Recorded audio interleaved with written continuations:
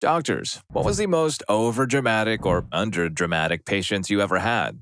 I think we've all seen our share of overdramatic patients or heard the tales, so I'll go with the less common underdramatic patient. Patient presented to the trauma ER. He was driven to the hospital by a friend, ambulated on his own into the ER, had totally normal vital signs and triage, a slight steady trickle from the wound, denied pain, and was in no apparent distress. Due to a mass trauma event, the ER was insanely busy, so it took us a while to get him a bed. In the meantime, he calmly sat in the waiting area nearest to the triage station so we could keep an eye on him and watch TV, as staff were running around like crazy, phones ringing nonstop, patients complaining about the wait time to be seen, and exhibiting other types of tomfoolery. The man just sat there, tranquilly exhibiting his true Zen mastery of wounds.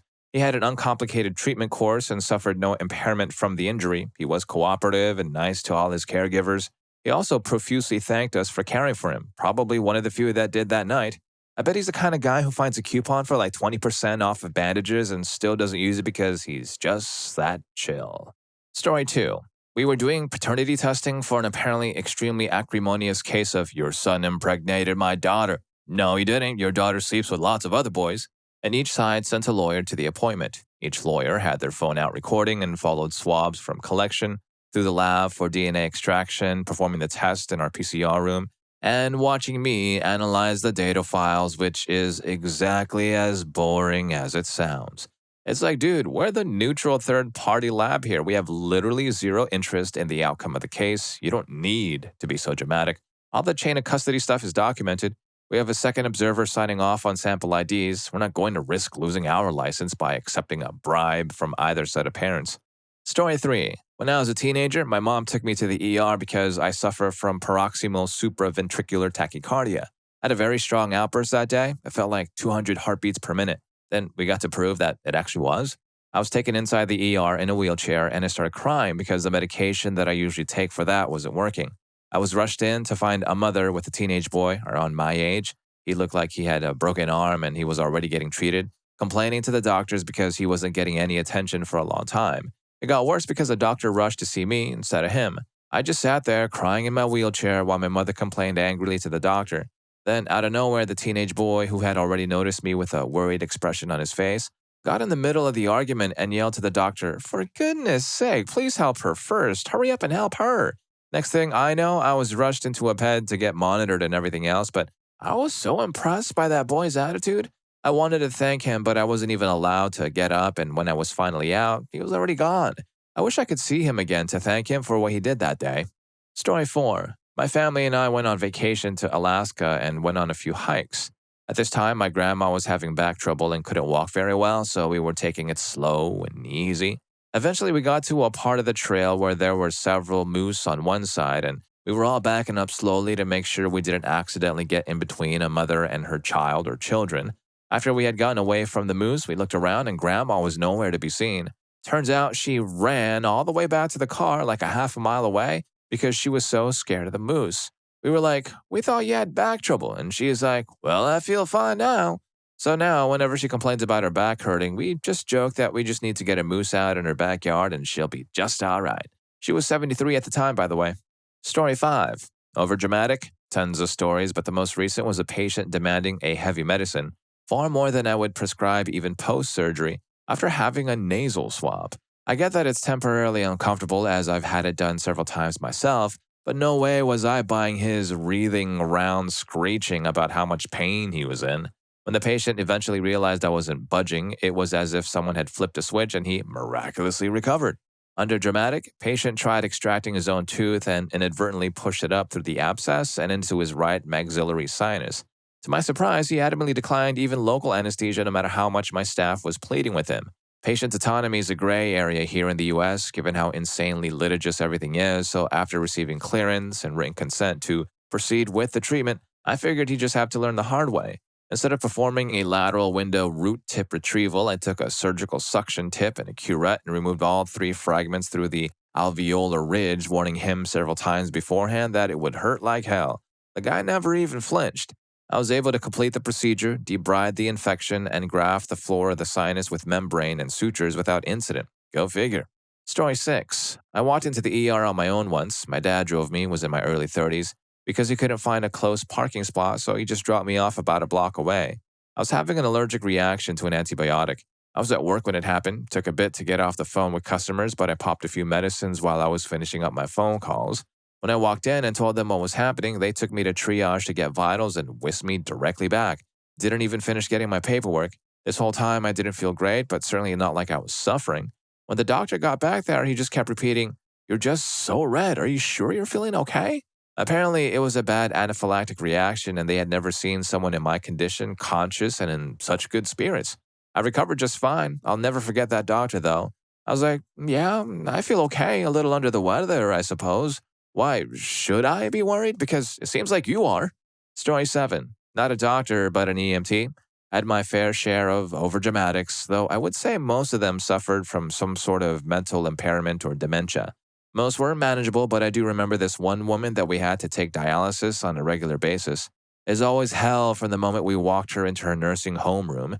"Who are you? What are you doing to me? Help, I'm being taken. They're going to hurt me," etc., etc. Now, I'm pretty patient. The first maybe 5 or so times we ran her, we were very slow and gentle with her. I would explain multiple times to her who we were, what we were doing, showed her our IDs, and so on. But the screaming and yelling and flailing would continue. One day we picked her up from the dialysis center and they told us that she was absolutely not welcome back unless a nursing home started highly medicating her. You see, not everyone that goes to dialysis is old and feeble. A lot of younger folks come in on their own power, and they told us that nearly a dozen clients had stopped coming in and switched centers due to her outbursts. In the USA, healthcare is a business. Most underdramatic was the gentleman that we were taking from an ER to a specialty trauma center. He had been in a bar and witnessed a bar fight. He tried to break it up. One of the guys smashed a beer bottle over his head. Spoiler, it's not like on TV. Very few injuries bothered me that I saw as an EMT, but the second I saw his face, my eyes just started watering. But he was the calmest, most polite Mexican gentleman. Only spoke a little English, but everything was "sí, señor," or something of equal politeness. Did not utter a single complaint. Story 8. I'm a nurse, and we had a patient recently who was palliative. He isn't eating or drinking, he just laid in bed with eyes closed, breathing. When people get to this point, usually the only care we provide is for comfort versus sparing life. So we don't give people food or water because they are usually unconscious and more likely to be harmed. This patient's daughter was some big shot lawyer from the US, and when she saw that we were not feeding her dad, she started recording everything we did and said to her and then phoned the police. I remember a police officer coming to the unit asking to speak to me, the most responsible nurse at the time, and asking me why I was withholding food. I explained to the officer that I had physician orders to withhold food and that the patient was at severe aspiration risk. The police officer was like, "Cool, case closed," and left. The daughter was unfortunately banned from the hospital premises by management for interfering with patient care. Story 9. It was my last week of school as a rad tech student and a patient came to the ER for a series of x-rays. He claimed to have fallen down some stairs and we basically had to x-ray both legs from the knee down. I've never met a bigger, whinier baby ever. He groaned and flinched at the lightest touch, refused to hold still, wouldn't straighten his legs, and complained about the table and x-ray cassette being too hard. There were no visible injuries aside from a few scrapes and nothing obvious showed on the x-rays. He was still convinced that he would never walk again and had irreparably broken both legs. The funniest part was that we had a different patient come in on the same day with a similar complaint. He actually had fractures in both legs and feet and was very calm and cooperative for the x-rays despite his injuries. Story 10. Not a patient, but a family.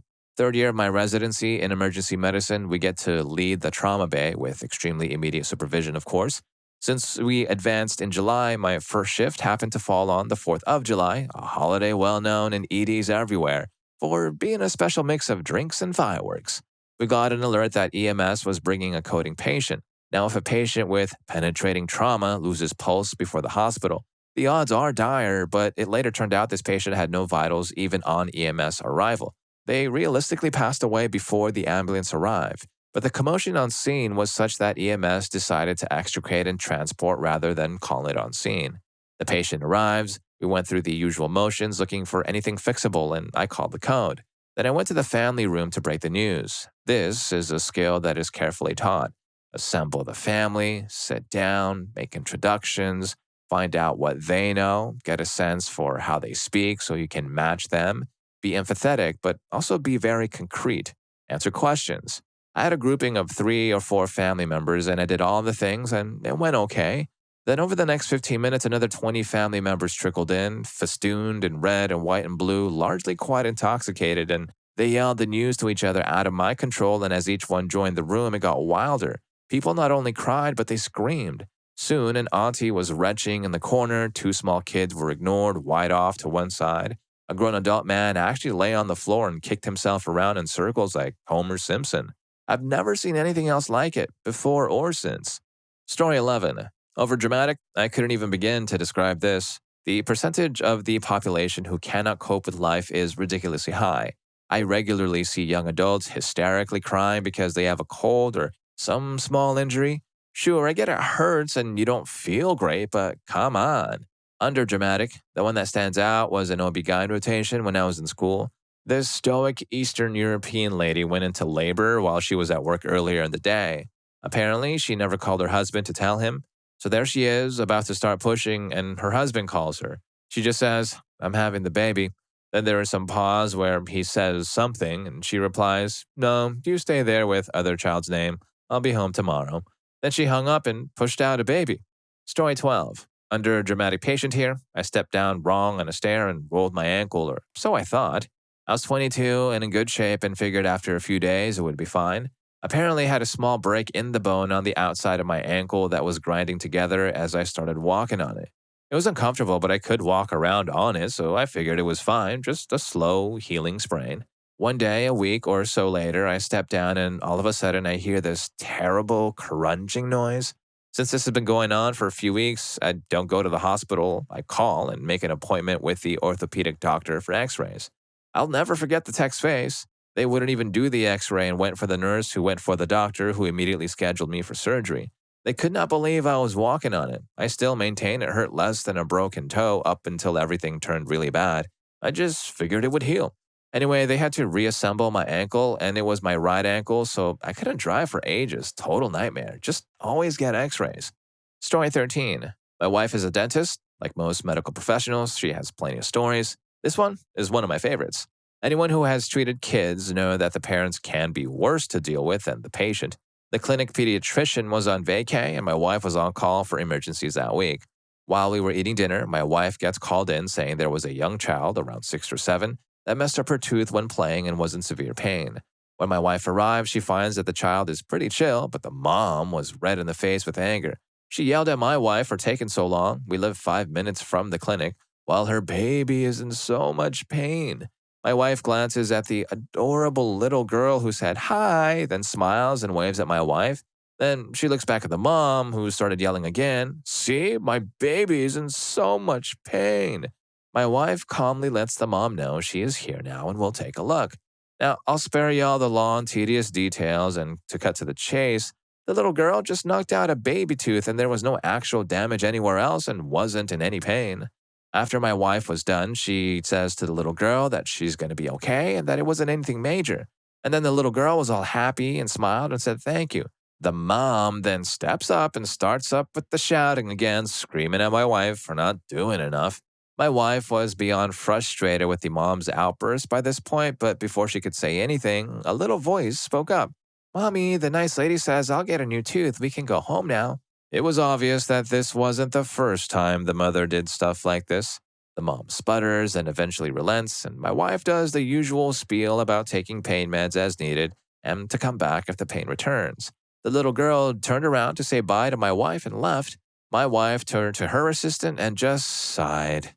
And I bet the kid's thinking, "Mom, you're embarrassing me. Also, can we stop at the ice cream place?" Story 14. One of the tensest staff situations I have had.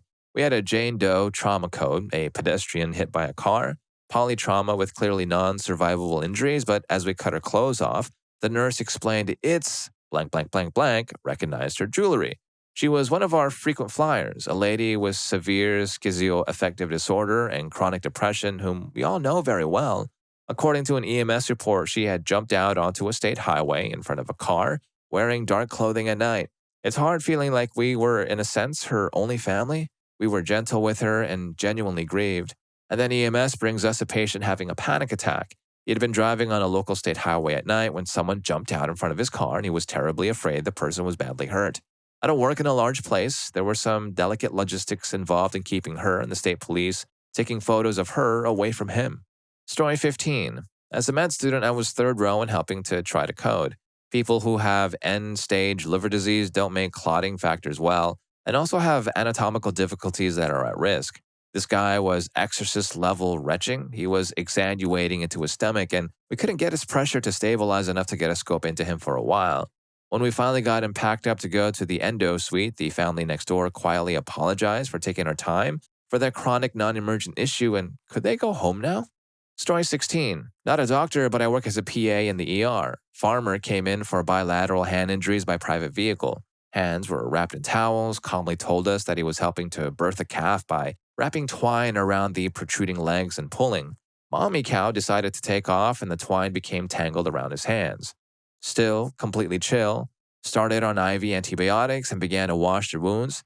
This was the point where I called a hand surgeon and transferred him.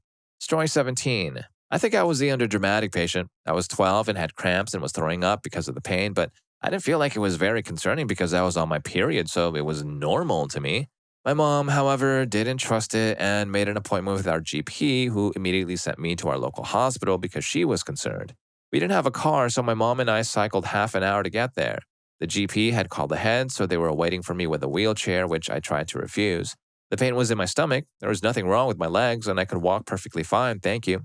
Doctors didn't buy it, and I had to sit in the wheelchair, though. During and after tests, I talked to the doctor helping me. He didn't believe I cycled to the hospital until my mom confirmed it.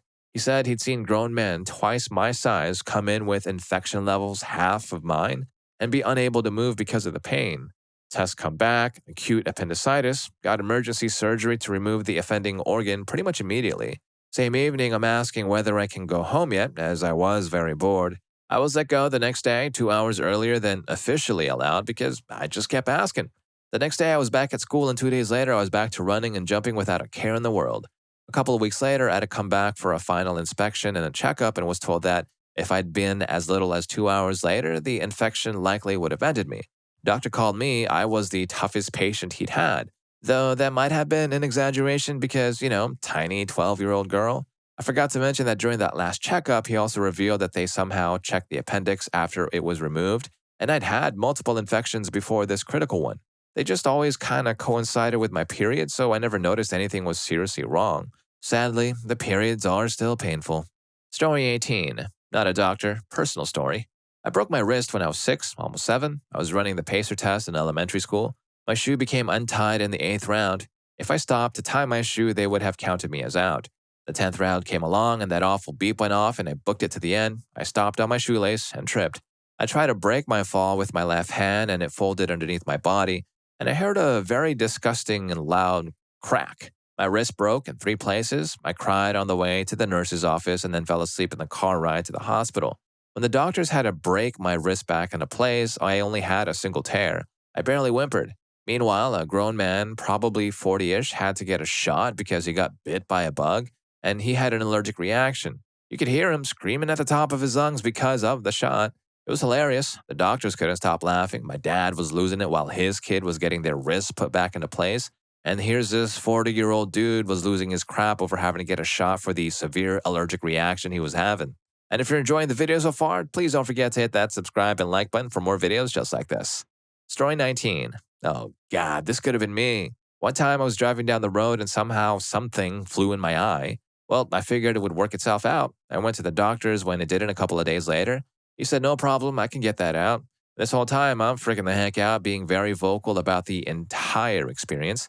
Then he hits the object, and the way your brain registers that vibration in your eye, it sounds like metal hitting on a rock when he makes contact, a high, pining noise every time. The whole experience was entirely messed up. 0 out of 10 would never do it again. Story 20. Told this story before, but it still shocks me. Not a doctor, but my friend tended to be a very under-dramatic patient during her nursing placement. The doctor was talking to the patient while my friend was inserting an IV. Then, without warning, he retched all over the place. The following conversation ensues. Doc, are you all right? Man, yeah, sorry about that. It happens sometimes.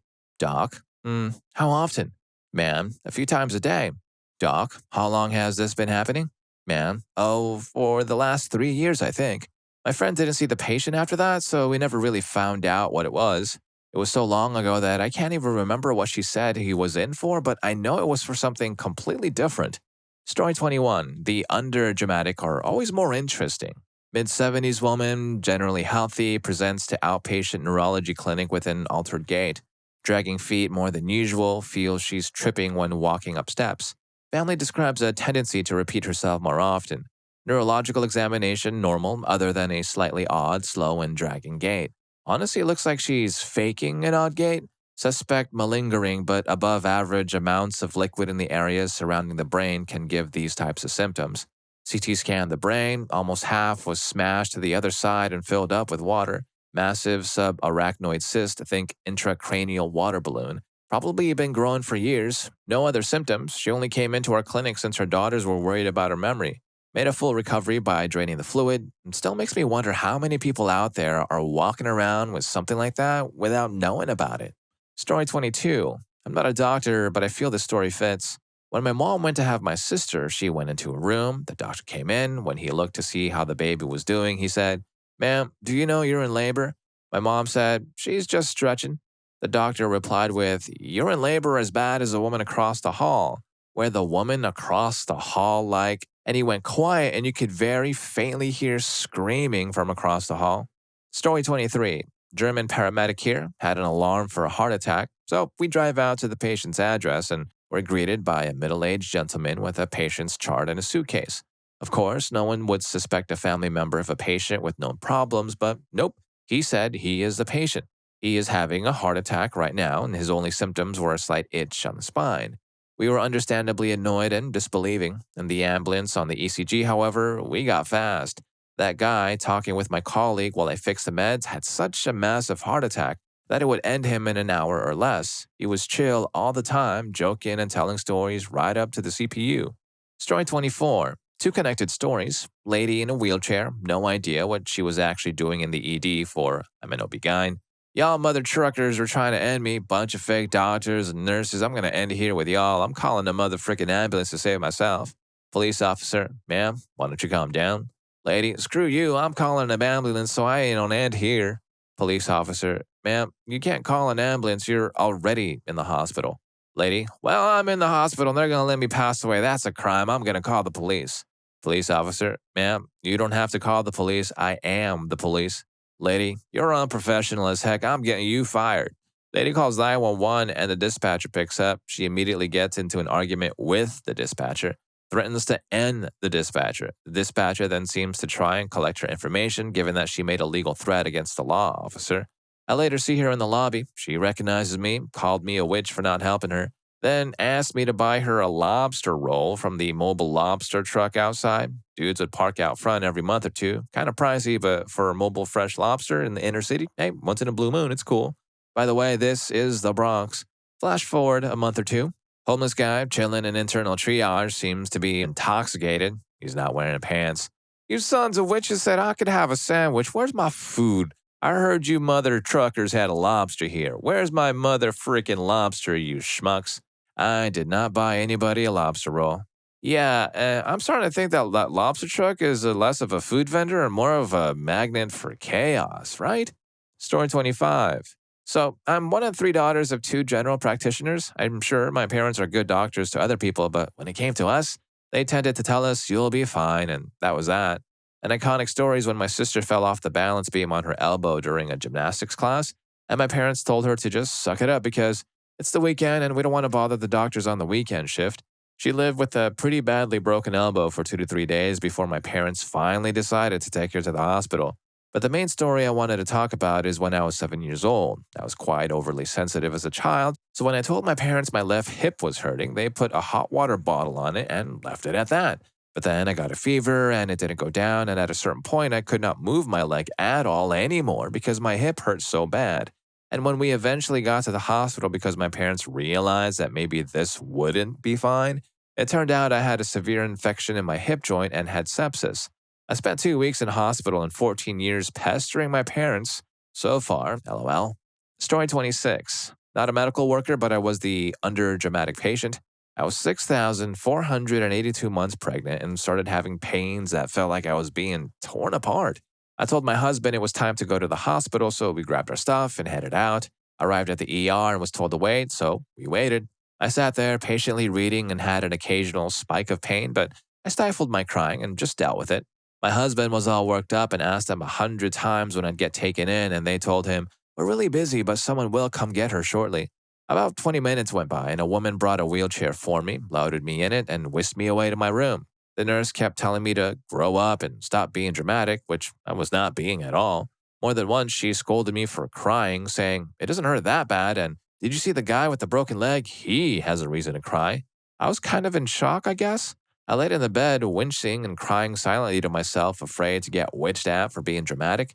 I'd never had a child before, so I wasn't sure what to do. The doctor came in, put my feet up, took one look, and yelled, "She's crowning. Why didn't anyone say something sooner?" One hard push, and out popped my son. Labor only lasted 3 hours, so I was very lucky. Story 27. Not a doctor, but when I was an intern, this guy came in and was screaming like absolutely insane stuff. Apparently attempted to end it all, according to an EMT who had no idea what was happening. His wife was harming their child. They didn't have a child. Everyone was ending him. A full psychotic breakdown. We thought it was medically induced. Doctor later came and explained what happened to me. Guy was fine. He had severe narcissistic personality disorder, and his family had basically said he needed therapy because he was cruel towards his wife. He had a meltdown and took off and started all this to, I kid you not, in his own words, get the cops to arrest the witch for not making me dinner properly. There were like pages and pages and pages of notes and insane things written the wife brought in to try to help the doctors understand. The wildest part was this was a very conservative Muslim family, so they were absolutely baffled by his behavior. And to this day, I'm still confused by the amount of drama it caused. He didn't actually take anything like he claimed or drink anything, and his psych eval was clear except for the narcissistic personality thing, so no actual psychotic break signs, and we had a psychiatrist witness the entire thing to determine what happened. Wild ride. Biggest underdramatic was a story I was told by a tech. Woman was brought in after a fall saying she was in pain, in her 30s but very calm. Apparently she got ignored for like an hour plus until this tech asked about her CT. Finally got her one. Allegedly, her calm demeanor meant she couldn't possibly be injured or in pain. She was a chronic patient, like myself, who regularly had injuries but knew to stay calm or things would get worse. She got a lot of apple juice and apologies. Story 28. Not a doctor, but a firefighter and an EMT. Most underdramatic, got near the scene and was cleared by PD that the scene was safe while they were actively searching for the criminal, and that our patient was sitting on the bench of the bus stop. Guy was about 30 years old with a decent wound on his face, but nothing major, stating he was jumped by some guy in the bushes out of nowhere and had to fight him off. He didn't really complain about his wound too much and stated his back was a little sore and that he feels fine and didn't want to go to the hospital. Vitals all looked good and he appeared fine, but just to be safe, I wanted to give his whole body a look over to be sure he didn't have any other wounds, and God was I glad I did. As I pulled this guy's large coat off, winter at night, I saw a weapon from his lower right back. Guy was as shocked as I was. Story 29. Obligatory, not a doctor. I had rolled off the couch while snapping. Had some issues getting up from the floor, attributed it to being very tired, but I wasn't able to get any leverage off of my right shoulder. It was very awkward. I finally got some help getting back on the couch and fell back asleep. Woke up a couple hours later. While washing up, I noticed that my collarbone was protruding on my right side like at all. Asked my hubby to take me to the ER. Thought my collarbone was broken. "Sure, honey, sure," and he drove me to the ER. Triage nurse rolled her eyes at me when I explained what I thought was wrong. "We'll get to it when we can." At the same time, this hospital had a separate waiting area and clinic for non-urgent cases. I get sent down there. The attending nurse says the doctor is super busy and it will be a few hours, but could she get me anything? I ask for an ice pack and she offers me Advil, but I tell her it won't touch the pain. No point in complaining about it though. About an hour later, I'm in significant amount of pain. I ask if there's a place I could lie down to take some of the pressure off my shoulder and collarbone. I get an exasperated sigh. "No, there's not, and no, I can't give you medicine." Finally, after 2 hours, I got brought back to x-ray. The technician was so funny. "I'm not supposed to tell you, but it's broken. Can I touch it?" I've never felt a break like that before. Knock yourself out. Meanwhile, back to the waiting room, 20 minutes later, the attending nurse had an opportunity to check for my x-rays. She apologizes to me profusely. Apparently, collarbone injuries are quite painful and uncomfortable, and no one thought it was broken because I wasn't putting up a fuss. She hooked me up with some IV medicines, an emergency surgery, plate, and 7 pins later, I have a heck of a scar and a funny story to tell. Story 30. Okay, late to the thread, but what the heck? This happened a couple of days ago. A woman walks into the ER walking very bow-legged. She seems calm and explains that she has some swelling. She thought she may have had an infected cyst and she drove herself, hoping for help draining it and antibiotics. We didn't think much of it. It clearly wasn't a rush to the front of the line emergency, so an hour or so later, they bring her into a room. She has a high fever and high pressure, but is still calm and stoic. She is apologizing profusely about not being able to clean herself very well before coming in. When NP pulls up the sheet and it is swollen to the size of a coconut, she had an abscess that was starting to cause sepsis. The only emotion she showed was embarrassment about not being able to clean herself because of the pain and a single tear down her face when they wheeled her to the ER. Story 31. Not a doctor, but a community pharmacist. Had lots of both sides, but here are my favorite underdramatic patients. Older man comes in with chest pain he describes as indigestion. I ask him if he has any history of cardiac troubles. He says no, had a checkup last week and all was well. He's sweating like mad though and looks genuinely unwell, so we do a pressure and heart rate reading just in case, and it's through the roof. He very calmly continues to protest to me, his wife, the first aiders, and eventually the ambulance crew that he really does feel fine. The young pharmacist is probably just overreacting. They take him in just in case, a few tests, and it turns out he's on the cusp of a huge cardiac event. Is out through for a stent to be put in his coronary artery merely a couple of hours after I see him in the pharmacy. One of my patients who is currently going through the long road of recovery and as a result is seen every day for related care. One day comes in with an absolutely enormous burn on his ankle and lower leg. He's barefoot because it hurts too much to put shoes on. But what's worse is the huge sack of fluid, a blister of impressive size hanging from it, dragging on the floor. Calmly, he limps over before asking me solemnly, "Do you think I need to go to the hospital about this?" Yes, I say, yes, you should. Story 32. Obligatory not a doctor, but having worked in registration in ERs for 5 years, I have some stories. Most overdramatic was a teenage girl whose mom and boyfriend would bring her in at least once a week. The boyfriend would literally carry this girl in, cradled in his arms, the girl limp and quote-unquote unconscious, and the mother would fuss that her daughter needed to be seen immediately. I tried to put on my best customer service face, but this woman was crazy. There was never anything wrong with the daughter, not my diagnosis, but verified with the folks in the back who had medical degrees. I wouldn't put up with mom's crap, her yelling at me and demanding to be seen immediately. I never held back their info or anything, but I calmly explained to her that the emergency room was not first come, first serve, that we triage everyone and treat based on emergent status, and the nurses and doctors would see her daughter as soon as they were able. The woman began calling after every visit to complain about my poor attitude. I insisted that I was calm and professional and that my boss should ask the other people on staff if I had done or said anything inappropriate, which, of course, she didn't. My boss finally got the hint when, once again, the mom called in and complained, so my boss caught me to rip me once again as soon as I sat down to begin my shift.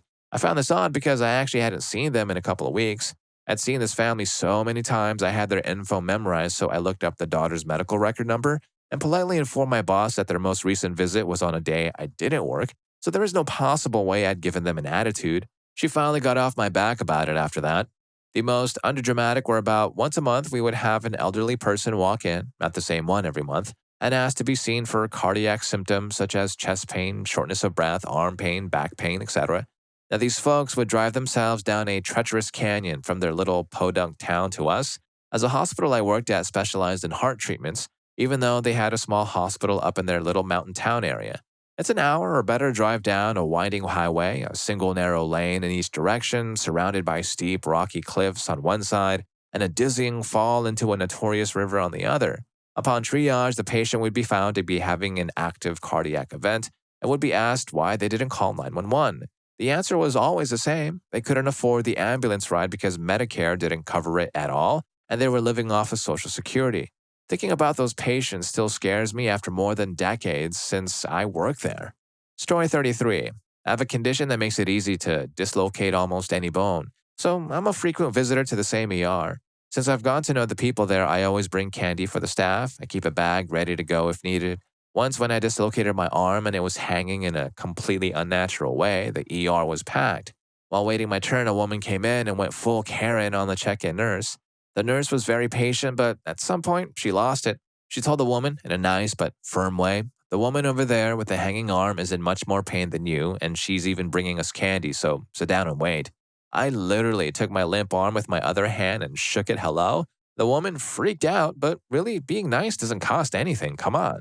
Story 34. I walked into the emergency room a while back because I woke up with a sore throat, foreign country, but wanted meds because it really hurt. I walk in, explain in broken Spanish to the receptionist that my throat hurts, and take a seat. I waited half an hour for the triage. The nurse came and asked what my issue was. I told it hurt when I swallowed and showed her my throat. I was immediately moved to her room and she told me to wait. She was getting the doctor. The doctor came in 2 minutes later because apparently my sore throat was preventing me from breathing correctly.